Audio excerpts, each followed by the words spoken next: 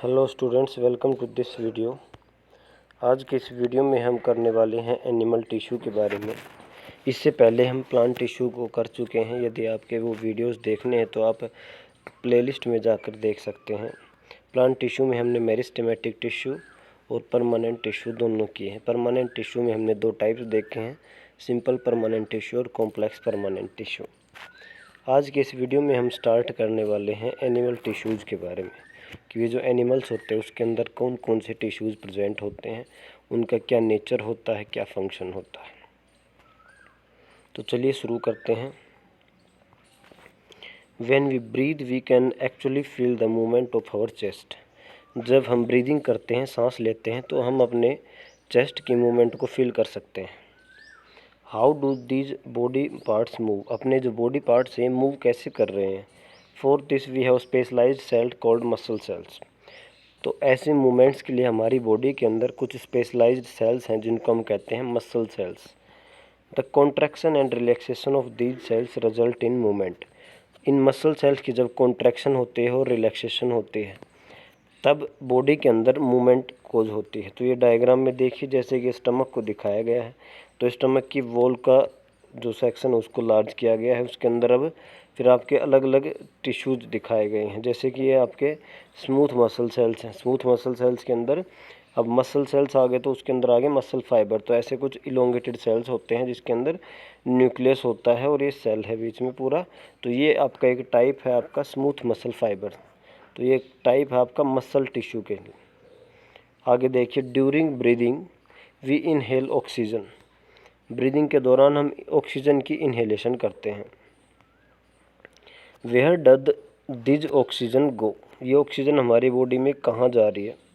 It is absorb in the lungs and then transported to all the body cells through blood. ये हमारे lungs के अंदर absorb होती है और लंग्स से ये पूरे बॉडी पार्ट्स के अंदर पहुंचती है हमारे ब्लड के through. Why would cells need oxygen. ये क्वेश्चन आता है कि भाई हमारे सेल्स को ऑक्सीजन की रिक्वायरमेंट क्यों है। The functions of mitochondria we studied earlier provide a clue to this question. आपको पता है जब हमने पिछले सेल वाले चैप्टर में माइटोकॉन्ड्रिया किया था तो उसमें हमने बताया था कि mitochondria power house of the cell होता है।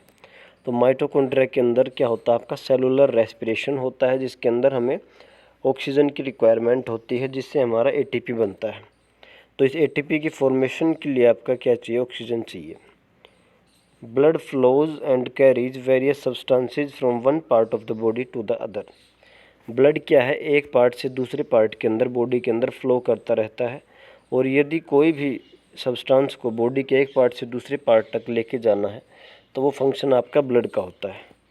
For example it carries oxygen and food to all the sales.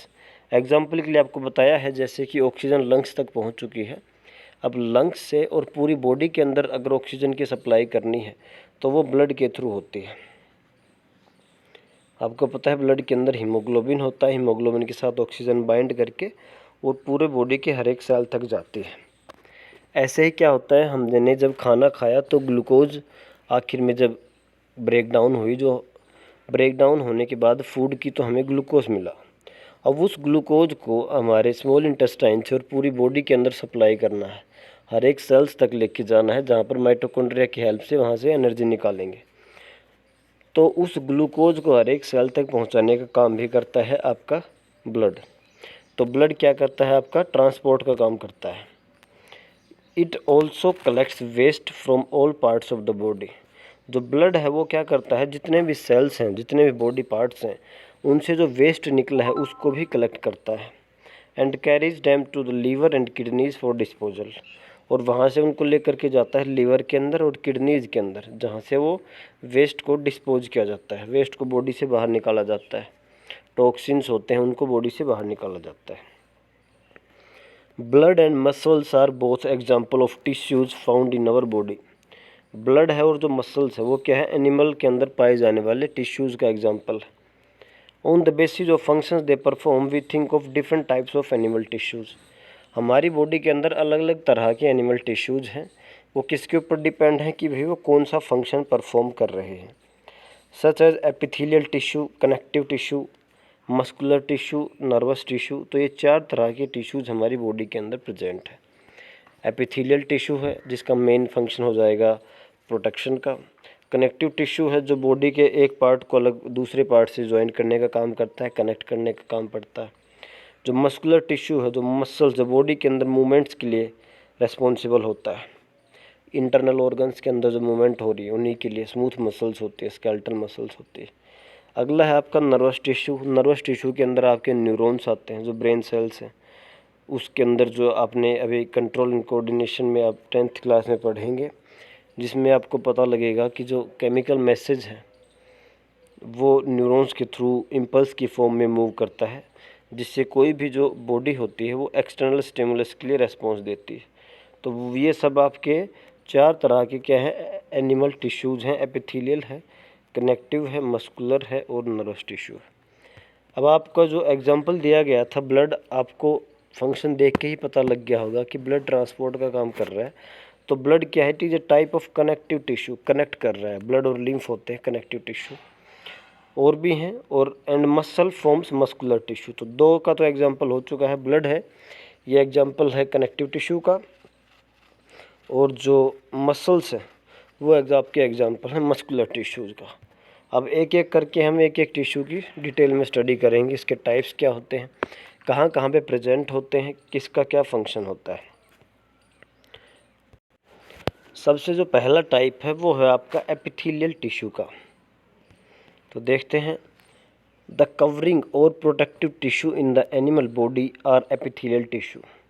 तो एनिमल बॉडीज के अंदर कोई भी कवरिंग करनी है, किसी भी ऑर्गन की या किसी भी बॉडी पार्ट की कवरिंग करनी है या उसकी प्रोटेक्शन करनी है, तो इसके लिए जो भी टिश्यू होता है वो है आपका epithelial tissue. Epithelium covers most organs cavities with in the body.